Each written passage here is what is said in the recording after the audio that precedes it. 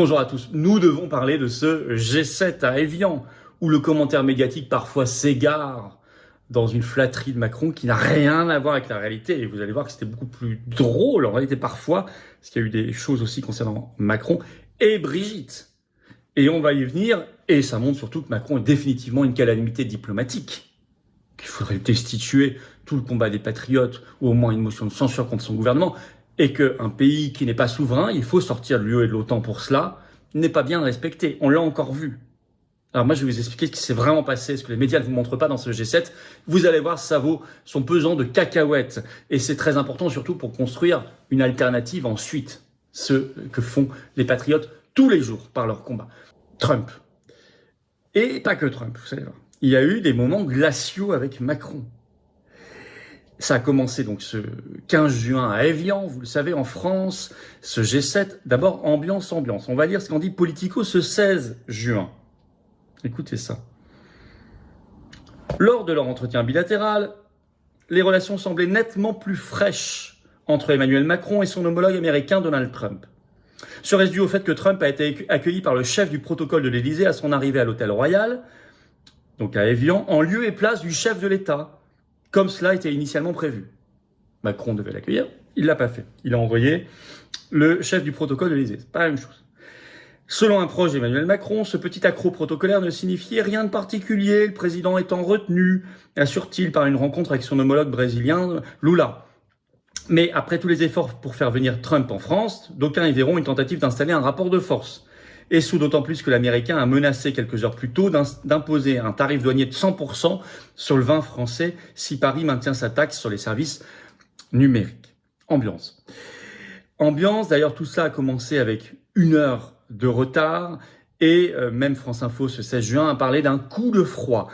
Mais il y a aussi Mélanie qui a battu froid Macron. D'ailleurs on a vu ensuite que la rencontre Trump-Macron n'était pas très chaleureuse devant les caméras.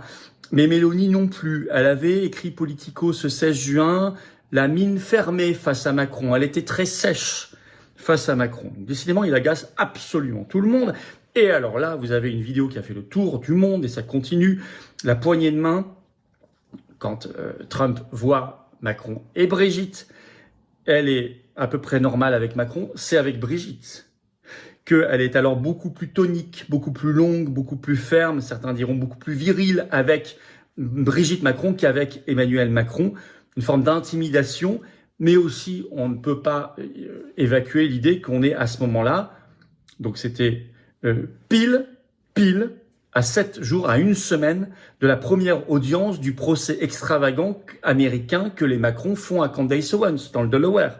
On va en parler dans notre direct ce vendredi 19 juin à 19h sur cette chaîne d'ailleurs de ce procès, parce qu'on sera à 3 jours, qu'il se passe beaucoup de choses. Et il est évident que Trump a lancé aussi un signal par cette poignée de main très inhabituelle avec une épouse d'un chef de l'État. Par ailleurs, sur les 2 conflits en cours, Moyen-Orient et Ukraine, Macron a perdu la partie.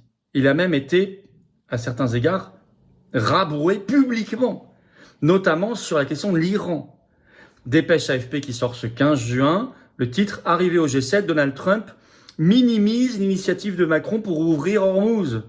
Je vais citer un extrait de cette dépêche. Interrogé sur la force multinationale que Paris et Londres proposent de déployer pour déminer Hormuz et sécuriser cette réouverture, Trump a fait mine d'y prêter peu d'intérêt. « Je ne pense pas que nous aurons besoin de beaucoup d'aide », a-t-il lancé. Macron était juste à côté de lui. C'était en direct devant tous les médias et les caméras. Mais je ne pense pas que ce soit une mauvaise idée d'avoir un bateau ou 2 de quelques pays. Votre pays serait très bien pour cela, car on ne sait jamais, a-t-il ajouté. À tel point que juste après Macron, et c'est repris par la dépêche AFP, je cite, a reconnu qu'une telle aide ne sera peut-être pas souhaitée ni nécessaire. Ah oui, tu peux ranger tes bateaux, personne n'en veut. Et je vais vous dire, tant mieux. J'avais fait une vidéo le 15 juin sur cette chaîne en disant que c'était une véritable dinguerie de la part de Macron de péter un câble littéralement sur cette affaire, car on n'a pas à être les larbins et les éboueurs de des guerres qui ne sont pas les nôtres. Eh ben, on peut espérer, après cette sortie, cette scène, et que même Macron a dû ravaler sa fierté en déclarant cela, que ce sera fini. Et j'espère vraiment, et on espère vraiment, patriotes, dès que la paix avance et dès que la France ne s'aventure pas dans les folies, et Dieu sait qu'avec Macron, elle le fait trop souvent, on est ravis et on se dit que les batailles méritent décidément d'être menées. Alors sur l'Ukraine, Zelensky est venu, il est arrivé à Evian ce 16 juin. Alors, il n'est pas dans le G7, mais enfin, il est arrivé dès 9h du matin. Mais Trump lui avait réservé une petite surprise. C'était le 14 juin, le coup de fil qui a duré plus d'1 heure entre Trump et Poutine. Et voilà ce que la dépêche AFP du 15 juin en dit. Guerre au Moyen-Orient, Poutine et Trump se sont mis d'accord pour que des émissaires américains se rendent bientôt en Russie. C'est le retour de Steve Witkoff et de Jared Kushner qui étaient bloqués depuis des mois en Iran. Et dans le Moyen-Orient en général. Eh ben, ils vont revenir en Russie. Et ça, je suis pas certain que ce soit très profitable pour Zelensky et son camp. C'est même une pierre qui est mise dans son jardin. Et puis, vous avez eu cette révélation d'une vidéo. Alors, je l'ai relayée parce qu'on l'entend. Alors, évidemment, Macron aurait pu dire c'est de l'IA. Non, il n'a pas osé dire cela parce qu'elle est tout à fait authentique. Ça a été révélé par le New York Post ce 16 juin. Au moment où Macron accueille Zelensky, un instant, ils avaient oublié que les micros étaient ouverts. Et Macron, on l'entend distinctement dire en anglais à Zelensky, hier, je cite mot pour mot, hier, on a eu une discussion difficile avec le président Trump. Et là, on voit Zelensky blêmir. Voilà la réalité. Et ça, c'est pas ce qu'ils diront une demi-heure plus tard devant la presse. Mais ça a été enregistré. Après, ils se rendent compte que les micros sont ouverts, donc ils s'éloignent et on n'entend plus. Mais vous avez, en même temps, et ça, personne ne vous en parle en France, les révélations de la presse allemande, notamment du Frankfurter Allgemeine Zeitung, un journal très lu, très sérieux en Allemagne, qui a sorti cette info le jour de l'ouverture d'Evian, le 15 juin. Le titre: les États-Unis retirent avec effet immédiat, c'est pas vont retirer, c'est retirent avec effet immédiat d'importantes contributions militaires à l'OTAN. Alors, je cite un extrait. Sur mer et dans les airs, ont annoncé 3 sources de l'OTAN au journal allemand Frankfurter Allgemeine Zeitung. Sont concernés un groupe aéronaval d'attaque, une composante aérienne de bombardement à longue portée et plus de 50 chasseurs. Cette décision a pris les alliés de l'OTAN de court.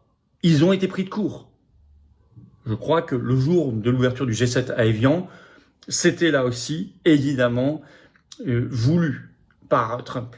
C'était évidemment en lien avec ce G7.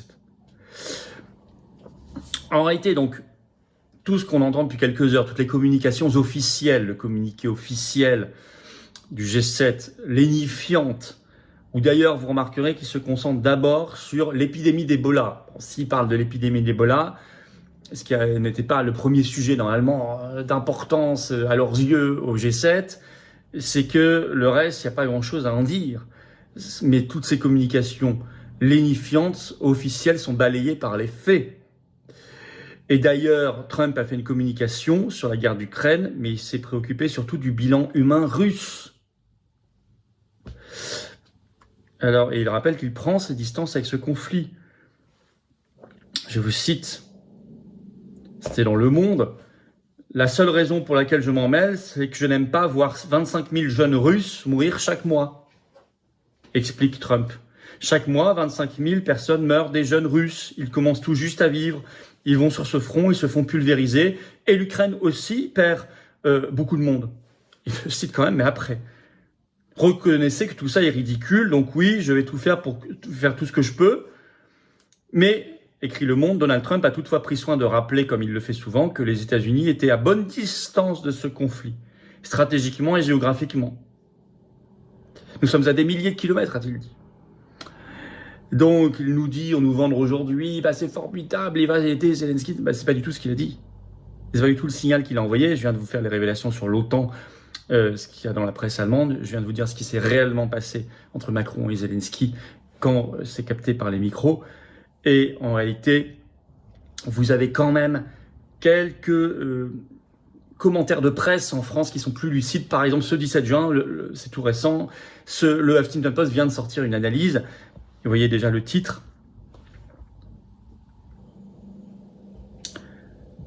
Trump reçu à Versailles, puisque c'est ce 17 juin au soir pour le dîner. Macron verse dans l'opération cirage de pompe, mais est-elle gagnante? Et vous allez voir qu'ils estiment que non. Macron a raison d'être poli, élégant, respectueux et même de chercher à être conciliant avec Donald Trump, car il s'agit du président d'un pays allié qui doit être reçu avec les honneurs dus à son rang. Mais de là à préparer un G7 sculpté sur mesure où tout le monde est pétrifié de le voir partir avant la fin, c'est trop. Avec cette stratégie, le chef de l'État, donc Macron, n'obtiendra pas ce qu'il veut. Tranche Romuald Sciorra, qui est le directeur du l'IRIS, Institut de Relations Internationales, car Donald Trump aime les hommes à poigne. Pas ce qu'il avait considéré lui-même comme les mauviettes pour eux. C'est comme ça qu'il a déjà qualifié Macron.